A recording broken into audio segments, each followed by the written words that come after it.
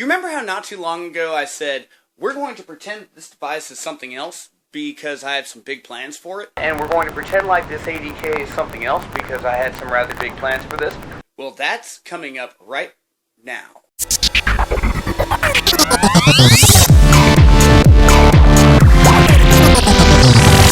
This episode of XDA Developer TV is brought to you by the XDA DevCon. Join us August 9th through 11th in Miami, Florida, a conference for developers by developers. More information available at www.xda-devcon.com. Hi there, Adam here. You may remember how I was saying that Google's ADK code 2012 was really bad, and I cited about 20 examples as to why it was really bad. Well, today we're going to balance that out a little bit and talk about some good code. Now, Kemonine, you may know him from his work on XBMC Android, and a little bit known to most people, he is also a development board guru.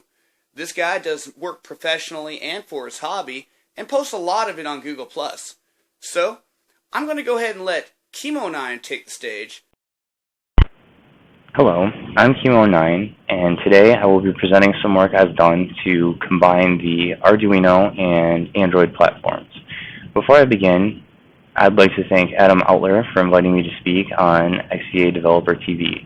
I definitely wasn't expecting to be afforded this opportunity, and I'm very happy to be presenting my work today. I'll be showing how to build a device that looks kind of like this, and we will be setting it up to communicate via Bluetooth using this chip here in the Amarino library. Before getting started with anything, you'll need to download and install a copy of the ADK version 2011.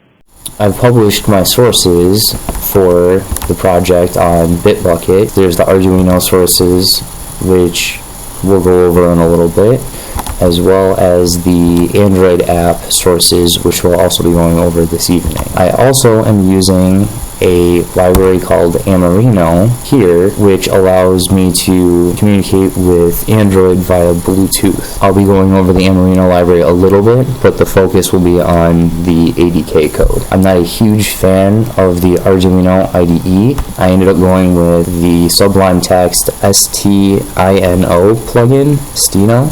It's basically a drop-in replacement for the Arduino IDE with some extra features like the ability to have subdirectories and includes be able to use those. So that's kind of an overview of the software that I will be. Basically, a very simple send data to Android Arduino application that runs on the Arduino. You can see here I've got three different libraries, as well as the main sources for accessing the compass and the gyroscope that I'm using. And the main Android library here is the Amarino. I prefer to keep the sensor libraries and some of the other pieces and parts within my local project rather than as system libraries. The reason for this is I can make local modifications and I don't have to worry about it affecting any other application or project that I'm currently working on. The code is pretty straightforward. Your include for the I2C library, your sensor library includes your Android ADK include, the declaration of your accessory, some helper variables for your different sensors and outputs, some temporary variables to make string management a little bit easier. Init and output methods are defined below. And then we've got the setup code here, which says start the computer serial port at 9600 baud, start the Bluetooth at 115200, start I2C, initialize the sensors, and turn on the ADK accessory. In the main loop, it's spit out the data from the gyro, spit out the data from the compass, and this line here allows the Amarino library to send and receive data properly and introduce a 1 second delay. The real meat and potatoes are in the output methods. So for the gyro, what we're doing is we're going to read the gyro values, print them out to the serial console connected to my computer, build a string up for transmission over Bluetooth, finish managing the string, and actually finally sending that string off to Android. Once the code is all written, the next trick is to obviously compile it.